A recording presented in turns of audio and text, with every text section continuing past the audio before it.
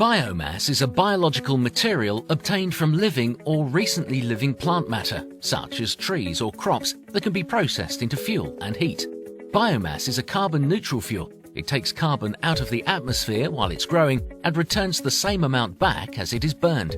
Managed on a sustainable basis, biomass is replenished with new growth as it is harvested. This maintains a closed carbon cycle with no net increase in atmospheric carbon dioxide levels that contribute to global warming and climate change. Using wood and wood products to substitute for fossil fuels means that sustainably managed woodland can provide an ongoing contribution to climate change mitigation. Biomass can be sourced locally from within the UK on an indefinite basis and help support the rural economy. It can satisfy heating and hot water needs for both domestic and commercial properties. Used in a district heating scheme, it can enable many homes or properties to be heated from just one boiler. For commercial systems or those heating more than one domestic property, biomass can generate a significant income from phase 1 of the renewable heat incentive. Wood is the most common type of biomass fuel, and 3 main types are used in biomass boilers: logs, wood pellets, and wood chip. The main advantage to using logs in a biomass boiler is that they are easily available. A fully loaded burn chamber can burn for up to 18 hours when the system is in low demand and keep the hot water and heat ticking over. Automatic controls manage the ferocity of the burn and make the fuel last longer. Wood pellets are generally manufactured from byproducts from sawmills and other wood processing industries. They need less storage than logs or chips as they have a higher calorific value for the same volume. Wood pellet boilers are generally fully automated, with the pellets sucked by vacuum straight into the boiler from the store, so are easier to run than log boilers. Wood chip is timber that has been shredded in a chipper. Like wood pellets, it is an easy fuel for automation, with a screw feed taking the chips straight from the store into the boiler. Chip systems are inexpensive to run, although initial capital outlay is greater than other technologies due to the additional parts required to make the boiler fully automated.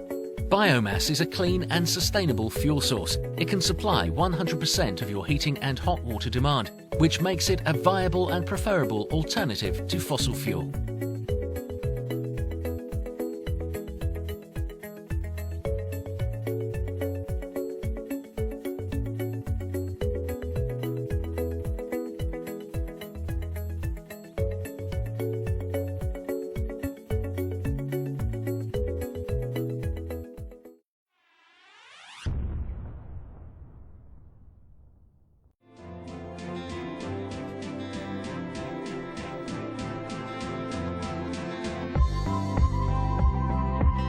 Biomass energy means burning wood or crops, which have been processed into fuel to generate heat.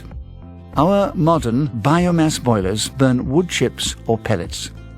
Their exceptionally high thermal efficiency delivers significant cost savings, particularly compared to oil, electricity, and LPG. Biomass is the 6th largest energy source on the planet. The fuel removes carbon from the atmosphere as it grows and returns an equal amount when it is burned. There's no net increase in atmospheric carbon dioxide and no impact on global warming. As oil and gas become scarcer, oil companies are drilling deeper and in hostile environments like the Arctic. More challenging extraction means higher costs and greater risks, both to industry workers and to the natural environment, through habitat destruction and marine pollution. Burning fossil fuels warms our planet, melting polar ice caps and causing even more extreme weather. There has to be a better, more reliable and safer way to meet our energy needs. When you install a modern biomass unit, your energy source will be local, sustainable woodland replanted immediately after harvesting and absorbing carbon dioxide as it grows. This guarantees a long-term sustainable fuel supply and supports rural economies. And the cost and carbon footprint of getting the fuel to the boiler is minimal compared to using fossil fuel. Biomass fuel is kinder to our planet, and your future energy costs are much more predictable than with fossil fuels. Biomass boilers come in a wide range of sizes and outputs. They are ideal for schools, hospitals, hotels, nursing homes, or any premises with large hot water and heating demand. We specify, design, and install the biomass boiler to meet your exact needs based on your energy usage over 3 years. Your ideal fuel, wood chip or wood pellet, will depend partly on the space available for the installation. In wood pellet systems, the pellets are vacuum fed into the boiler from the store, while wood chip fuel is delivered via a screw feed. Pellet systems require less fuel storage space, while chip systems are highly economical to run but generally have a higher setup cost. That's why every installation is unique. We offer a fully managed energy service. You have no capital costs and maintenance is free for 20 years. You just pay for the heat produced. We manage all aspects of design and installation, including all necessary planning permissions and consents. And the installation, including all construction, groundworks, and service connection, is managed by our team of experts. Once running, your boiler's performance is monitored remotely via the internet, and cameras keep track of fuel levels, so you are restocked automatically. It really could not be simpler. So call us now and make your business greener and kinder to our planet. Save on your energy costs with no upfront investment required. For your free survey and quotation, call or email info@sustainablewoodenergy.co.uk.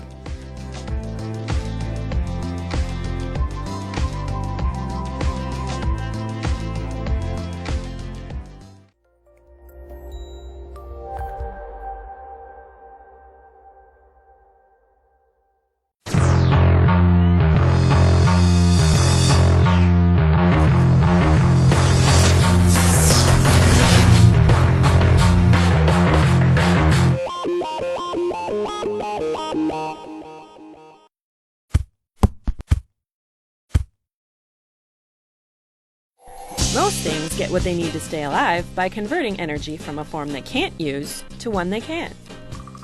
The same principle powers almost every aspect of our lives.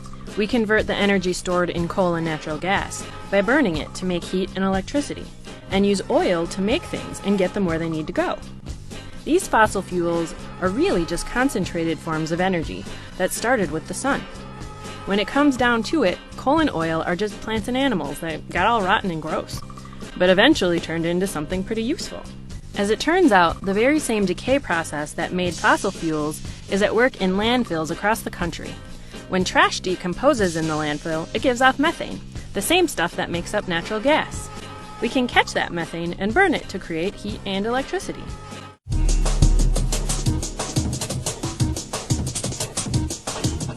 Chemistry. So imagine taking stored energy from all kinds of biomass like sawdust, coffee grounds, grass, wood scraps, food scraps, trees, and changing it into fuels, just like the ones we already use. At Arizona State University, researchers want to farm algae for fuel. So, Emil, what are you working on here? What is this big tub for? Now, this is a pond reactor. Algae is being grown in order to produce oil. As you can see, there are several different size of ponds here where different kinds of algae are being put in experiment. This works because algae contains oil we can convert to fuel, the same way we convert the oil we get from the ground. You can do something similar with restaurant grease too. Delivery vehicles powered with waste oil? Smells like French fries.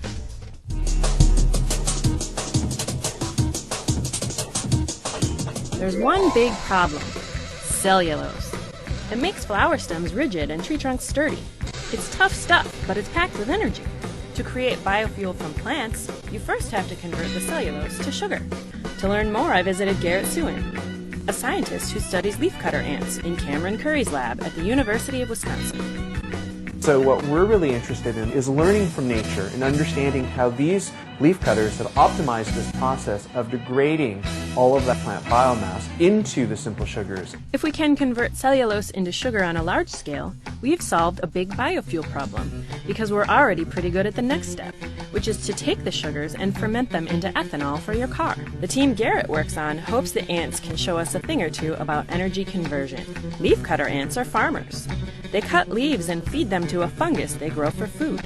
Large colonies can go through as much as 800 pounds of biomass in a year.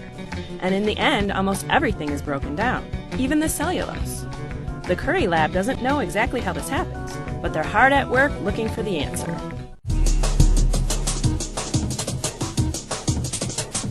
We took material from the top of the gardens, and then we took material from the bottom of the gardens, and we just measured the amount of cellulose that was present inside of that plant biomass. And so part of what we're doing now is we're going through and trying to find the microbes that are responsible for this degradation, be it the fungus that the ants grow for food themselves or bacteria that also live inside of this microbial community.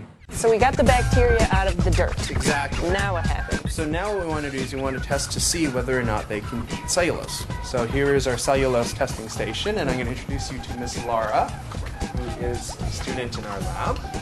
So Laura, why don't you explain a little bit about what you're doing? Well, once we get the bacteria in isolation from the fungus gardens, we plate them on cellulose media called CMC to see if they can grow. So if they're able to grow on this media, we know that they probably can degrade cellulose. Once the Curry lab figures out what's breaking down the cellulose, industrial researchers can begin to produce giant vats of biofuel. But this process takes time, and there's a huge demand for fuel.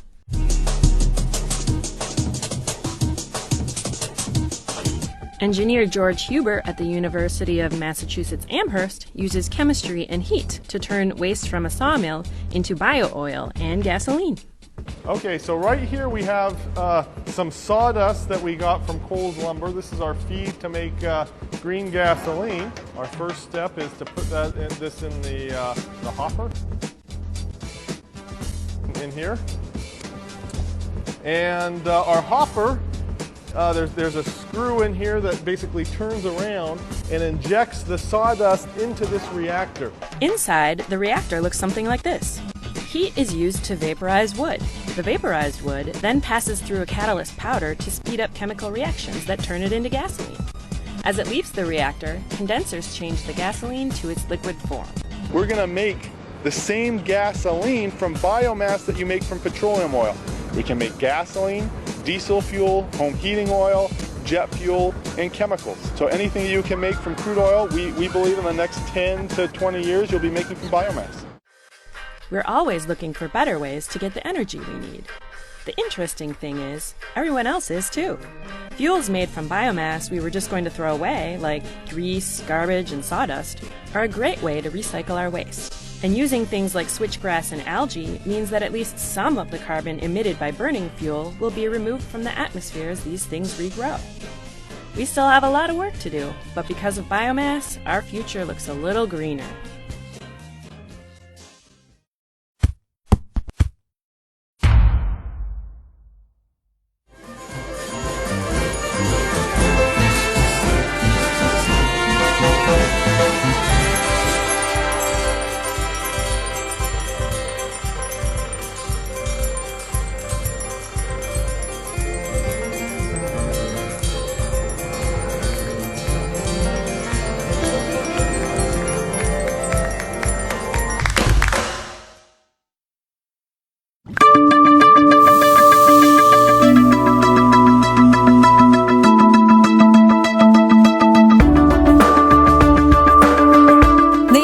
Demand of energy in a world affected by climate change has made the use of renewable sources more important.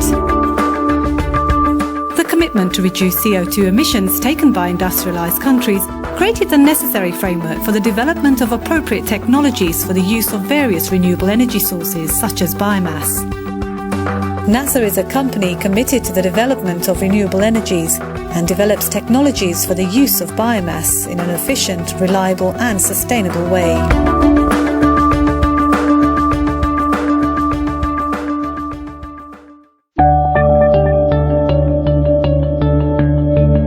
Plants absorb part of the solar energy and transform it into organic matter.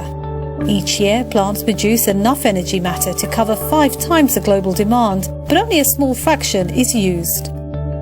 There are several sustainable sources of biomass. The residues of forest waste, agricultural waste and energy crops such as paulownia plantations, which guarantee the supply of fuel in the long term.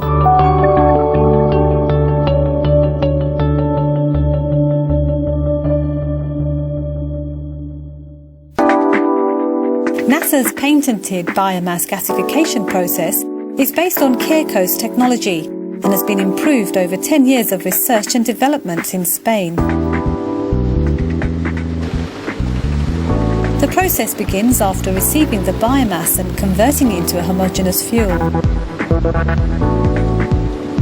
An automated process receives the biomass and dries it in a patented deep bed drying system.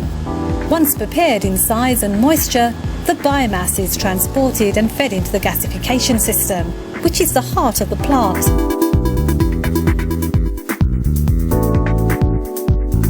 In the bubbling fluidized bed reactor, biomass, air and catalyst react, generating more than 40 major thermochemical reactions within a homogenized reducing environment and controlled temperature and pressure conditions. This process produces a gas called synthesis gas, or syngas. The syngas exits the reactor at 800 degrees Celsius and must be conditioned before being used in combustion engines. The syngas conditioning system consists of two fundamental stages. The first stage consists of high-efficiency cyclones, which separate the solid particles of char and ash. In the second stage, the syngas is subsequently cooled and cleaned, ensuring optimum conditions for energy use in cogeneration systems. Fueled by the syngas, the cogeneration modules trigger a generator that produces energy, which is fed into the grid. Moreover, these internal combustion engines produce useful heat at two temperature levels, thus increasing the added value of available heat. The cogeneration modules are developed by GE Genbacher, a company that has vast and proven experience in cogeneration with special gases such as syngas, with references of more than 40 megawatt in gasification applications. With NASA's technology, it's also possible to substitute fossil fuels with renewable energy in direct thermal applications. The syngas is burnt directly in thermal units such as gas boilers, dryers and ceramic kilns.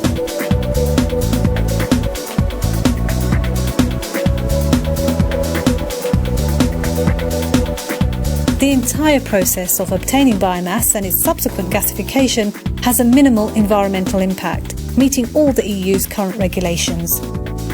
It's a clean, ecological and sustainable process.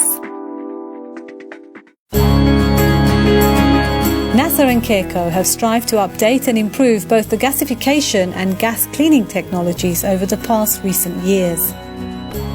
NASA specialises in the design, manufacture, installation and commissioning of power plants in the 1 to 6 megawatt range using GE Genbacher engines.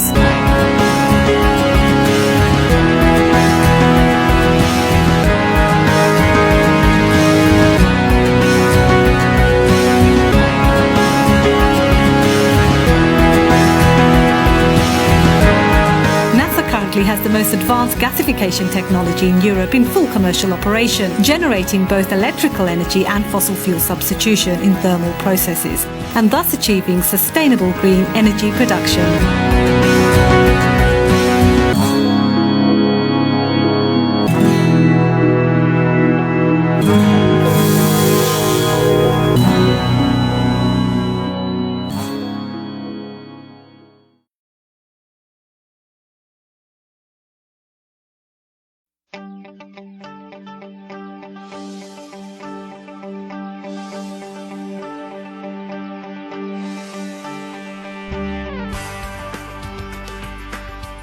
Across the province, Ontario Power Generation provides 70% of the electricity used by Ontario's businesses and homes.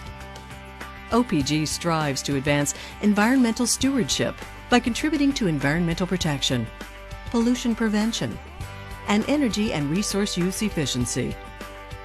Presently, about 2/3 of OPG's electricity is generated by our hydro and nuclear plants.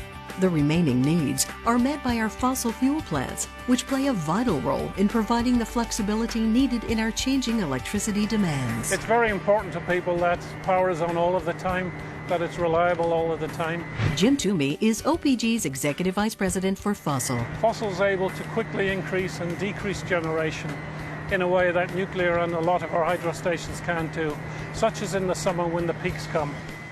Unlike hydro and nuclear plants that are virtually air emissions free, OPG's fossil plants have air emissions including greenhouse gases. These are a byproduct of fossil fuels, coal, oil, and natural gas.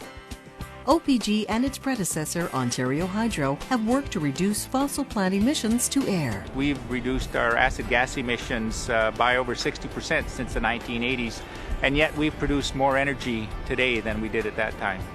Frank Gerardo is the plant manager at Nanticoke. We've also partnered with a number of community groups in the Nanticoke area to make sure that we're living in harmony with the environment. We continue to look for opportunities to reduce the impact of our fossil stations on the environment. The use of biomass, for instance, is quite important. This is a really good, exciting opportunity to mix biomass with coal and reduce our environmental footprint. Biomass is a great fuel because it is made from renewable and carbon-neutral plants. When they're grown, they take in CO2. When they're burnt, they emit CO2. So their life cycle is neutral. That means biomass can reduce net greenhouse gas emissions by replacing some of the coal used in electricity production. In Europe, mixing biomass with coal is already a proven green technology in many countries, such as the Netherlands, the United Kingdom, and Denmark, where some plants routinely displace 10% or more of their coal supply with biomass. Other jurisdictions have developed processes like this because there's a need. Les Marshall is the senior engineer for biomass at Nanticoke. In North America, we've been a bit lax, and it's time to catch up. OPG is testing biomass technology at several locations within the fossil fleet. Here at OPG's Nanticoke station, biomass is already being co-fired with coal, and the test program also includes other OPG sites, including Thunder Bay, Lambton, and Atikokan generating stations. The types of biomass that are most suitable for power generation include woody biomass, such as wood pellets and forestry residues, and agricultural byproducts, such as wheat shorts, the residue from flour milling. Wheat shorts have been tested at Nanticoke since 2006, and in a second phase of testing, biomass silos were built to allow for continuous burns. The scale of the Nanticoke test equipment is small compared to some of the European plants. Most of the systems that you'll see around the world are very similar. They'll involve a dedicated reception system designed to give us some capability to deliver what we call ready-to-burn biomass feedstocks and pneumatically inject dry granular biomass feedstocks, meeting up with existing piping that already carries coal to the furnace. The two streams mix together and are conveyed to the furnace to provide its energy input. While there is a lot of work to be done, there is potential in the use of biomass for fuel in Ontario, thanks to the province's rich agricultural base. I think it's a huge opportunity for farmers to supplement their income. Peter Elnitsky is the Manager of Investment Development for Ontario's Ministry of Agriculture. Producing crops dedicated for energy production or using crop residues and produce energy is absolutely a market opportunity. In fact, the idea for biomass co-firing came to OPG from Ontario farmer and miller Mark Hayhoe. We knew in 100 grams how many calories were in wheat bran, so we just did a simple mathematical calculation to get BTUs, which is British thermal units, and knew there was a lot of heat there. He saw the opportunity to get more value out of a commodity that at that time was valued very low, and has created an opportunity that I think was in sync with the times. I think there's more potential going forward to even push this further. That sentiment is shared by everyone involved in OPG's biomass co-firing project here at Nanticoke. This is a great project. It's one that's got a lot of enthusiasm, a lot of interest. It's a wonderful thing when something like this can happen that benefits the whole agricultural industry. Something that's not only good for the planet, but very good for OPG. It reduces the CO2 impact, reduces the environmental impact, and makes a contribution to improving the environment. Looking ahead, biomass presents many opportunities, but there are also many challenges related to supply, processing, transportation, and storage that must be overcome. Government, agriculture, business, academia, and the community as well as OPG will all have a role to play before we can move to full-scale use of biomass as a fuel. Stay tuned.